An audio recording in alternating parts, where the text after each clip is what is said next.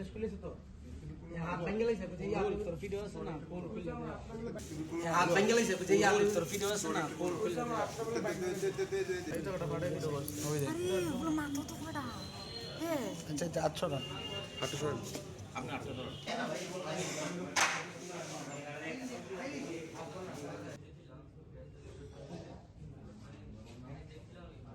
দাদা কি হয়েছে আপনাদের বিমার?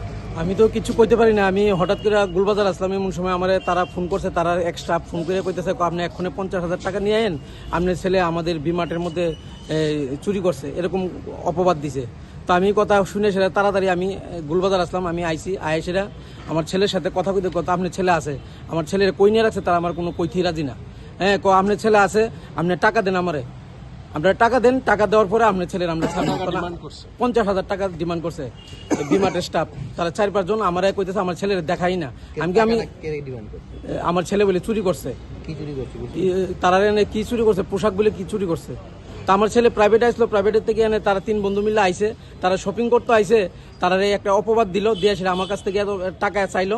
এরপরে আমার ছেলের তারা দেখতে জানো তো, আমি থানার সাহায্য নিয়েছি, থানাতে আইসি বলে থানার স্টাফ নিয়ে আমি গেছি, গিয়ে দেখিতে আমার ছেলেরে তার সাথে যে আরো 2 বন্ধু আছে, তারা 3 জনে বেদনভাবে তারা মারছে, বেল দিয়ে মারছে, কেউ ওই স্কেল দিয়ে মারছে, কেউ ওই অ্যাঙ্গার দিয়ে মারছে, যে যেমনে পারছে এরকম ভাবে তারা মাইরা রক্তাক্ত করে লাইছে। একটা ছেলের মাথা ফাটাই লাইছে, হাত ফাটাই লাইছে, আমার ছেলের ইয়ে করে মারছে।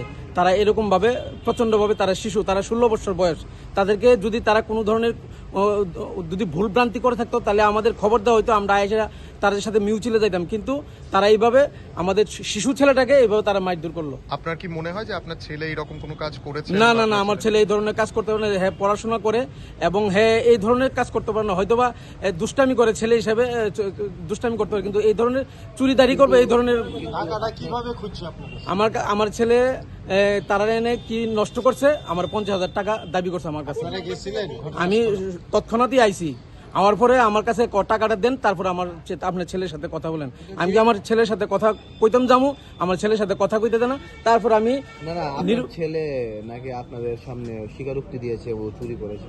না না না, এরকম কোনো কিছু এখন অব্দি আমি 3বার কথাবার্তা কইছি, থানাতেও জিজ্ঞাসা করছি, তারা ওইখানেও জিজ্ঞাসা করছি, চুরি করছে এরকম কোনো তারা স্বীকার করে না। ম্যানেজার তো কইতাছে যে তারা স্বীকারোক্তি দিয়েছে। ম্যানেজার তো আরো বড় চোর, কারণ হ্যাঁ চুরি করে স্টাফ করছে দেখি তো হ্যাঁ আমার কাছে 50,000 টাকা দাবি করতেছে। আচ্ছা, মানে আপনারা বলছেন মানে ওখানকার লোকেরাই চুরি করেছে, উল্টো দোষটা আপনাদের উপর? আমার ছেলের উপরে দিয়ে দিতে চাইতেছে।